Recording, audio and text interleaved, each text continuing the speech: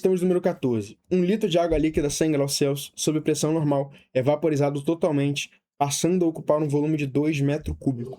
Beleza, então 1 litro de água, 1 litro de água passou a ocupar 2.000 litros. Tá? Teve uma variação absurda aí de volume. Sabendo que, nessas condições, o calor latente correspondente a essa mudança de fase da água é aproximadamente 2,3 vezes 10 elevado a sexta joule por quilogramas.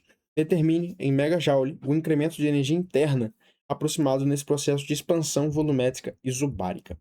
Veja bem, vamos fazer o gráfico para a gente poder ver isso melhor, tá? O que está acontecendo aqui? Vou fazer um gráfico de pressão por volume, tá?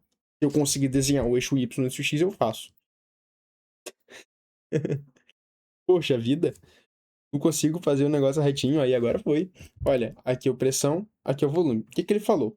A gente teve uma expansão isobárica. Uma expansão abruptamente alta, tá? Beleza. Como é uma expansão isobárica, aqui é o volume de 1 litro, aqui é o volume de 2.000 litros, certo? 2.000 litros. Como é uma expansão isobárica, galera, o volume é diretamente proporcional à temperatura. Eu vou conseguir saber qual é o incremento de energia interna a partir do adicional de temperatura. Tudo bem? Beleza. Olha só. 1 litro de água líquida a 100 graus Celsius, sob pressão normal, é vaporizado totalmente, passando a ocupar um volume de 2 metros cúbicos. Tá. Vamos primeiro calcular o trabalho realizado nisso daqui. O que eu penso? Eu penso em calcular o trabalho. Depois que eu calcular o trabalho por meio dessa área aqui, eu penso em calcular a quantidade de calor que eu absorvi por meio do Q mole, e a partir disso achar a variação de energia interna. Tá? É isso que eu vou fazer. Eu vou pela temperatura não, porque não tem número de mol, não tem constante, então não tem como a gente usar a fórmula da energia interna, né? Perfeito. Aqui, galera, a gente teve uma variação, a base aqui, né, é de 1999. A pressão, a gente tem aqui que é de 1 atm, né? É de 1 atm, cadê? Água líquida sob pressão normal. Então, eu vou considerar que é 1 atm 10 elevado à quinta, tá? 10 elevado à quinta, beleza? Show. Então, o trabalho realizado é de 1995. Só que aqui está em litros, né? Está em litros. 1995, 1999, perdão, litros. Então, tem que multiplicar por 10 a menos 3 para passar para metro cúbico. Né? Tem que estar em metro cúbico. Vezes 10 elevado à quinta. Então, o trabalho tem que ser de 1999 vezes 10 ao quadrado. Beleza, achamos o trabalho, agora eu vou achar a quantidade de calor. Quantidade de calor é igual a... Bom, a massa, ele deu a massa de água. Água líquida 100 graus Celsius, 1 litro de água líquida. Tá. Provavelmente ele quer que a gente considere aqui que a densidade da água é 1 kg, né? 1 kg por litro. Provavelmente é isso que ele quer que considere. Tá. E a densidade é a massa sobre o volume, certo? Beleza. Tá. Uma coisa que a gente tem que pensar é o seguinte. Se o volume aumentou, então, nesse caso, como a gente só tem como achar massa pela densidade, massa tenderia a aumentar, né?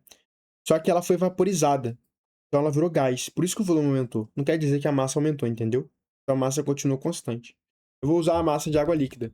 A massa dela, então, é 1 kg. Beleza? Então a quantidade de calor vai ser de 2,3 vezes 10 elevado a 6 vezes 1, né? Que é igual a M vezes L. Aqui já está em joule, já está em quilo, está tudo certinho no Sistema Internacional de Medida. Então a quantidade de calor é de 2,3 vezes 10 elevado a 6 joules, tá?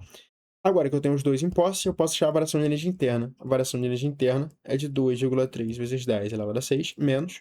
Aqui, como eu vou andar com a vírgula, eu vou andar 1, 2, 3 casas com a vírgula, né? Eu vou achar 1,999 vezes 10 elevado à quinta. Perfeito. Isso aqui, galera, eu vou poder aproximar, né? Vou poder aproximar para 2. 2 vezes 10 elevado à quinta. Isso aqui é a mesma coisa que 23 vezes 10 elevado à quinta. Então, a variação de energia interna é igual a 21 vezes 10 elevado à quinta. Tá? Perfeito. Aqui ele perguntou qual o incremento de energia interna em megajoule. Mega 10 elevado à sexta. Então, isso aqui é 2,1 vezes 10 elevado à sexta, que é a mesma coisa que 2,1 mega. Literal, nosso gabarito, tá? Só um adendo, tô fazendo a questão junto com vocês pela primeira vez também. O que eu pensei aqui? Lembra que eu falei com vocês que quando a gente fala de uma coisa no estado sólido, essa coisa, ela tem um volume definido, tá? Volume definido. ela é uma ordem muito definida, é tudo juntinho. E eu falei com vocês que quando você está no estado líquido, você já consegue se moldar ao recipiente. Por exemplo, se você tem um recipiente cilíndrico, a sua água ela fica cilíndrica. Se você tem um recipiente quadrado, sua água ela fica quadrada. Ela consegue se moldar ao recipiente. Só que o volume dela ainda é fixo. Se você tem 100 ml de água, continua sendo 100 ml de água. É diferente com gás, por exemplo. Se você botar 100 litros de gás em um copo, vai ficar ali no copo. Se você jogar isso num quarto, vai ocupar todo o quarto. Então, por isso que eu falei, então vou usar a massa da água líquida. Porque a massa do gás não aumenta. Não é o que, como eu expliquei para vocês em aula. Não ocupa mais volume porque tem mais moléculas de gás. Não. Ocupa mais volume porque o gás ele se espaça mais. E o volume ocupado pelo gás é como se fosse a região, né, que os gases estão distribuídos. Sacou? Por isso que eu usei a massa de água líquida e não a massa gasosa. Se fosse a massa gasosa, ia dar 2.000 quilogramas. Ia ser errado. Até é correto pensar assim. Beleza? Então, vamos para a nossa próxima questão.